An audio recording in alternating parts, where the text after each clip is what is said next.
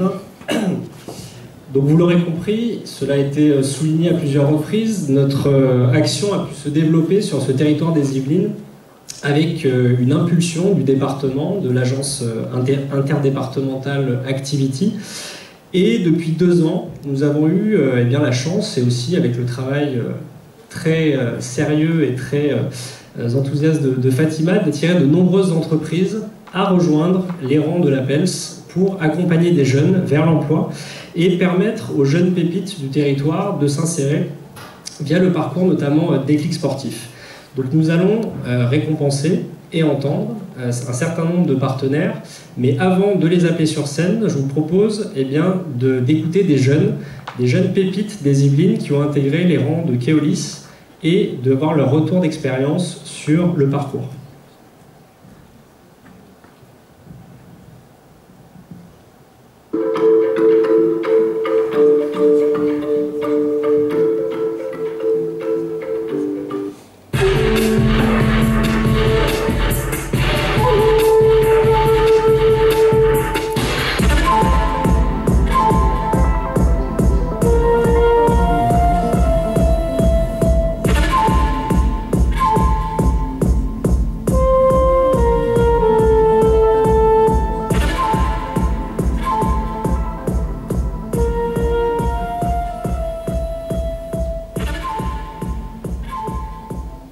C'est un programme d'insertion par le sport à l'emploi.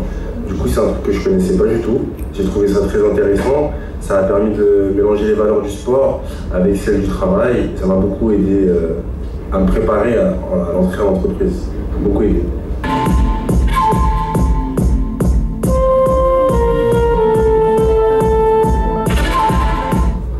Oui, beaucoup.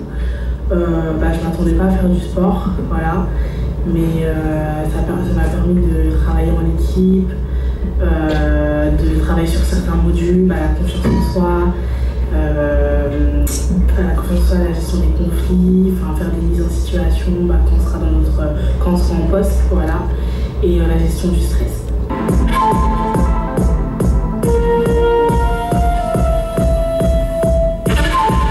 Alors, qu'est-ce qui m'a plu en particulier, c'est les modules de la gestion du stress et de la confiance en soi.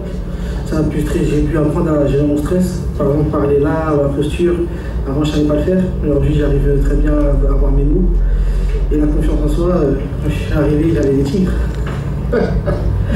Donc voilà, en plus j'ai bien aimé de me réveiller tôt, c'est ce qui m'a permis de revoir un rythme de vie, en fait, de me réveiller tôt à 5 heures.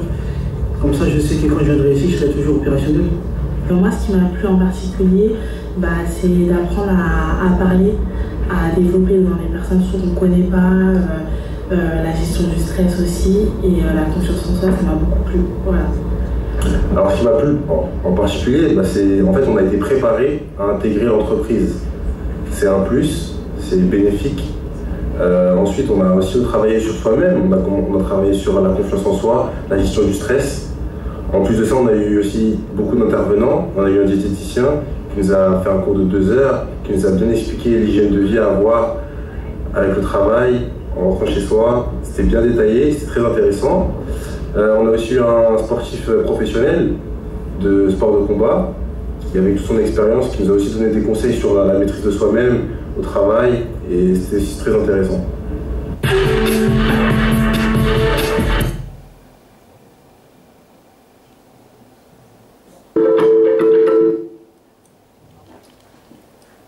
Donc vous l'avez vu, l'impact qu'a eu ce parcours sur ces jeunes a vraiment été considérable. Et cela s'est fait grâce à l'engagement des entreprises qui ont accepté d'ouvrir leurs portes aux jeunes et de leur faire confiance pour les faire entrer dans ce parcours. Donc je vous invite maintenant à écouter nos partenaires, justement, comment eux appréhendent les actions de l'APELS et comment ces parcours peuvent aider les entreprises à recruter. Donc je vais appeler sur scène Julie Lamanière, responsable des ressources humaines de Keolis Seine et Oise Est, qui est accompagnée ou pas de Sylvain Libard. Non, malheureusement, il n'a pas pu se joindre à nous. Je vais appeler sur scène Julie Monfray, déléguée générale de la fondation Next City, Laurence Farcy, HR Business Partner chez Roule, et Nicolas Cheval, responsable territorial en charge du développement économique et social chez RATP Group. Je vous invite à prendre place au milieu de la scène.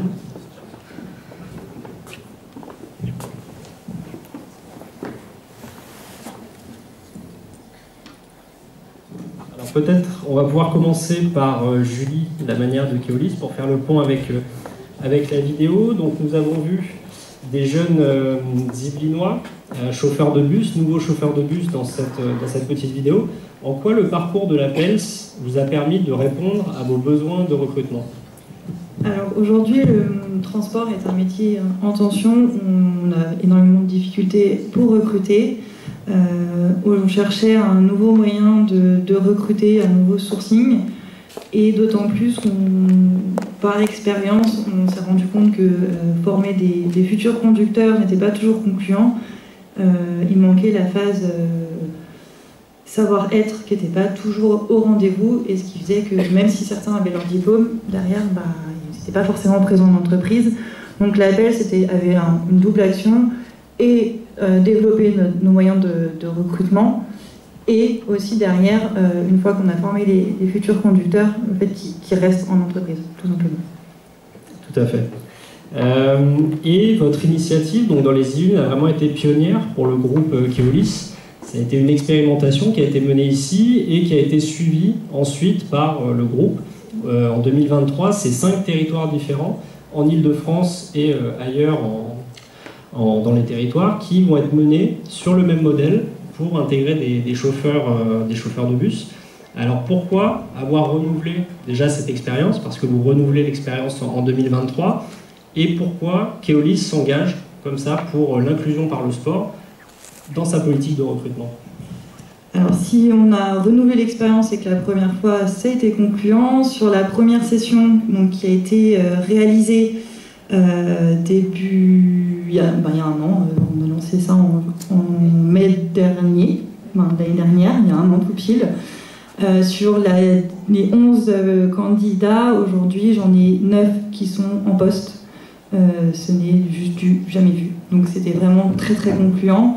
Donc bien évidemment, j'en ai fait la promotion au niveau de mon groupe et qui partageait en effet ce taux d'échec précédemment quand on ne passe pas par la PELS. Donc on a décidé, en tout cas nous chez KSE, de renouveler l'expérience et ils ont commencé il y a une semaine. Et en effet, du coup d'en avoir parlé, le bouche à oreille fait que d'autres filiales ont souhaité se lancer. Parce que pareil, aussi bien en Île-de-France que dans d'autres régions, aujourd'hui on peine à trouver des conducteurs, et aujourd'hui sans conducteur vous n'avez pas de transport, donc il faut bien qu'on trouve des solutions, et si en plus ça peut permettre à des jeunes qui sont éloignés de l'emploi de trouver un emploi et une situation stable, alors comme je dis, ça nous fait coup double. Super, merci beaucoup Julie. Effectivement, je pense que pour rebondir, ces résultats qui ont été les résultats de l'expérimentation, aujourd'hui, ont pu permettre au groupe Keolis, parce que je parle donc à d'autres filiales, de pouvoir expérimenter. Et puis on a pu voir à Lyon, c'est le dernier projet qui a pu être mis en place, de renouveler l'expérience sur le même modèle, et également avec des résultats qui ont été très concluants. Donc votre expérimentation a porté de nombreux fruits. Merci. Je vais appeler maintenant Julie Monfray, déléguée générale de la Fondation Nexity. Bonjour à tous. Donc Julie, vous avez soutenu la PELS en cette année 2023, plus spécifiquement sur le parcours Pulse ton avenir, ce parcours de remobilisation. Pourquoi avoir choisi de soutenir la PELS? Alors, la première chose, c'est parce que la PELS s'inscrit de manière complémentaire à des dispositifs qui existent, puisqu'il faut souligner, comme Madame la maire tout à l'heure, mais le travail formidable qui est fait par les collectivités locales, par le département, par les missions locales, par les villes, aussi par les profs, par l'éducation nationale. Mais tout le monde n'arrive pas forcément à trouver sa voie à travers ces institutions-là. Donc ce qui est assez formidable dans la PELS, c'est qu'elle fait appel finalement à un outil qui est le sport pour aller chercher des jeunes qui sont plutôt en dessous de ces radars et pour les attirer vers un programme vraiment de construction de soi, j'allais dire. On le voyait très bien dans le reportage de Keolis, c'est la confiance en soi, apprendre à parler, mais c'est aussi découvrir ses compétences. Parce que c'est pas parce qu'on n'est pas dans une terminale S, L, ES, enfin même si ça n'existe plus comme ça maintenant, qu'on n'a pas des compétences. Et l'APELS permet justement de révéler ses compétences et d'en faire un vrai outil d'insertion professionnelle. Très bien. Et pourquoi l'Île-de-France en particulier, le territoire des Yvelines, on le voit, et on le voit malheureusement en ce moment avec l'actualité, un territoire assez en difficulté. Alors pourquoi les Yvelines? Parce que c'est un territoire qui est riche d'entreprises, il y a des sièges sociaux, il y a des emplois, et parfois il y a une difficulté à faire le lien entre ces emplois et les jeunes de nos villes. Et l'APELS arrive justement à faire ça grâce aux équipes de terrain, grâce à des gens comme Fatima, à tous les coachs d'insertion qui arrivent à faire ce lien entre les entreprises du territoire et les jeunes des quartiers. Très bien. Merci Julie. Et moi je voudrais rajouter quand même un petit truc. Quelque chose qui nous a convaincus aussi, c'est l'équipe formidable de l'APELS. Donc évidemment Jean-Philippe, mais aussi toi, mais aussi Mathieu, et puis tous les coachs d'insertion qu'on a rencontrés. Et ça, votre premier capital, j'allais dire, c'est l'humain et tous les gens qui composent l'APELS. Merci beaucoup.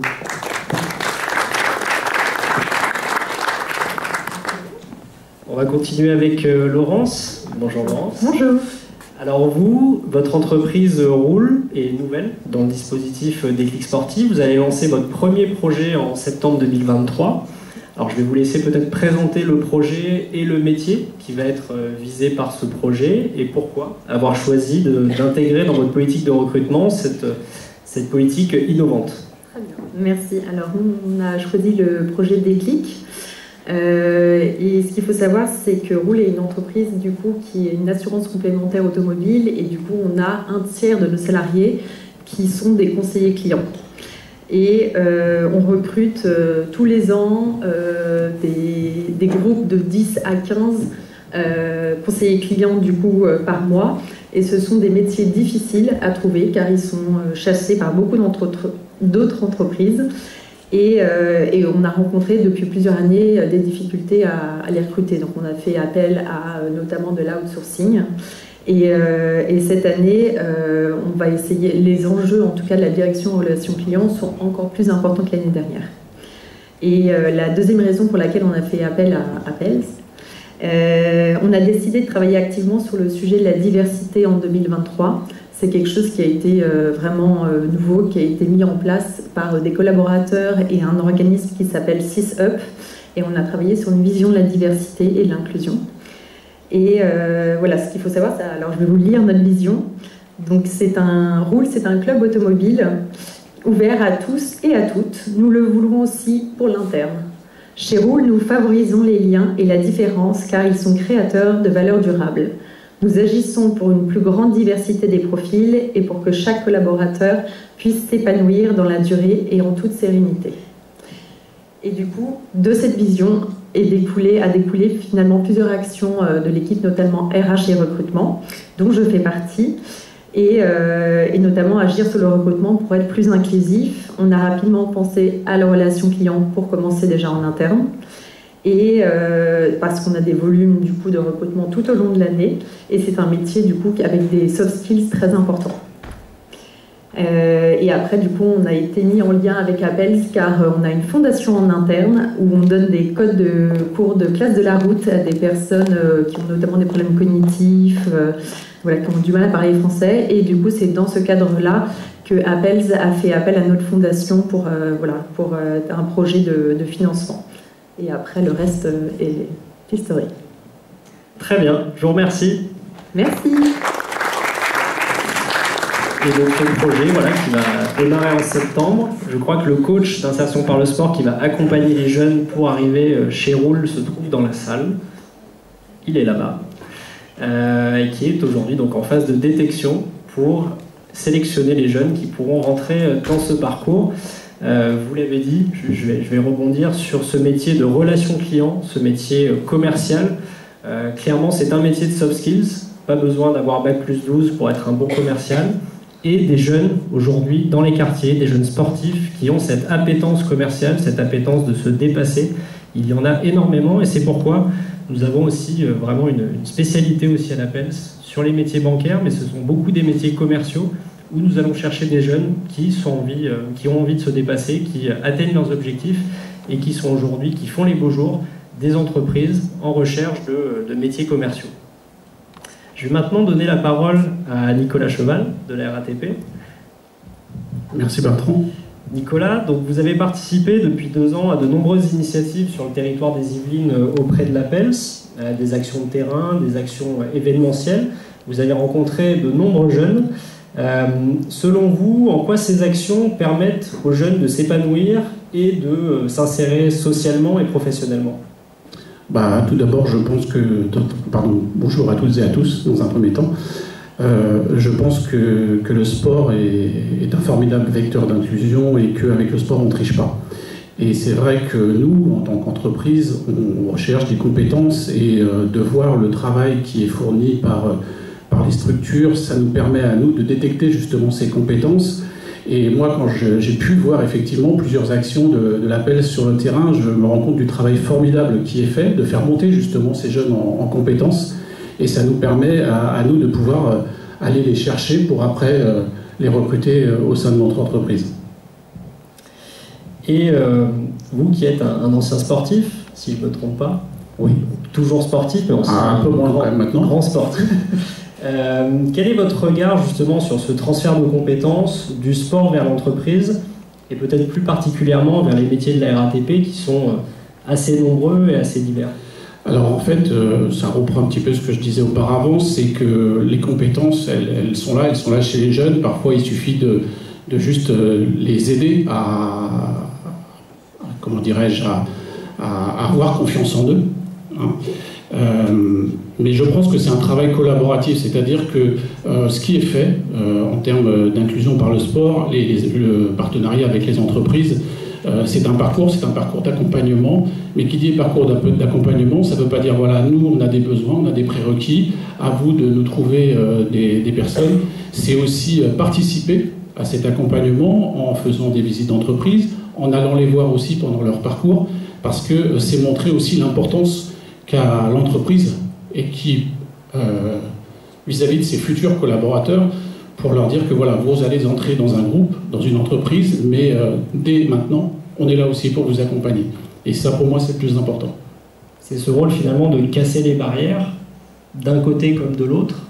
Effectivement, parce que c'est vrai qu'il y a un gap entre le monde de l'école et le monde de l'entreprise. On n'est pas tous égaux devant les études, mais ça ne veut pas dire que demain, on ne sera pas très bon dans son entreprise. Et j'en suis la preuve flagrante, puisque moi, je suis rentré à 22 ans avec un bac pro électrotechnique. J'ai commencé comme conducteur de bus, j'ai évolué dans l'entreprise, aujourd'hui je suis responsable territorial, et ça prouve bien qu'avec un peu d'effort, avec un peu aussi d'envie, et puis aussi à nous en tant qu'entreprise de faire monter en compétence nos collaborateurs. On a fait un séminaire il y a de ça une semaine où notre président directeur général, moi j'étais pas au courant, mais en fait 50% de nos opérateurs ont progressé dans l'entreprise. Donc ça veut dire qu'on a cette volonté de tirer, tout comme vous, quand vous coachez les jeunes, de les tirer vers le haut, de les accompagner pour pouvoir après faire une carrière dans l'entreprise. Très bien. Merci Nicolas. Alors juste Bertrand, je voulais, parce que tu devais me poser cette question, on a répété hier. Une petite anecdote. Il y a eu la remise des médailles à Trappes et j'ai eu la chance de pouvoir écouter une quarantaine de jeunes qui ont été coachés et qui, à 99%, puisqu'il n'y avait qu'une seule personne, mais je n'ai pas de souci, je sais qu'elle trouvera quelque chose après derrière. Et en fait, ce que j'ai apprécié, c'est le discours de ces jeunes qui, grâce à l'APELS, grâce à ce petit coup de pouce, si je puis dire, ont toutes et tous trouvé soit un métier, soit certains même repris les études, et je trouve ça formidable. Donc, Monsieur Asensi, je voulais tout d'abord vous remercier, bravo pour ce que vous faites.